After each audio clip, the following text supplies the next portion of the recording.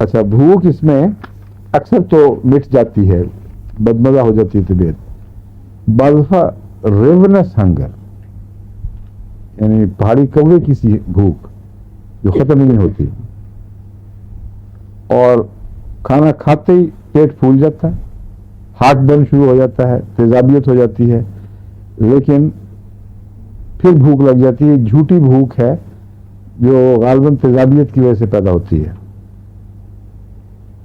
ہاں مچھلی اور انڈا اگر ہضم نہ ہو تو اس میں بعض دوائیں آپ کو میں نے بتائی تھیں.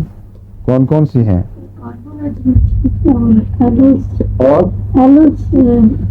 ٹھیک ہے، البے ایلوز تو اور لائکوپوڈیم کی مثال کٹی اور چیز ہے. کیلکیریا کارب اچھی ہے ایگ اور فش کے ہضم نہ ہونے میں. اور کون سی دوائیں تھیں؟ کاربویج بھی ہے اگر وہ تکلیف دے، لیکن اور بھی کئی دوائیں آپ کو بتائی ہوئی ہیں. اس میں بہرحال الرجی نہیں ہوتی اس کے خلاف. ہاں یہ فرق یاد رکھیں، ایک یہ ہے کہ ہضم نہیں کر سکتا مریض، ایک یہ ہے الرجی. اگر ان کے خلاف الرجی ہو ایگز کے خلاف تو بعض دفعہ کیلکیریا کارب اونچی طاقت میں ایک خوراک دینے سے ہی وہ الرجی ٹھیک ہو جاتی ہے.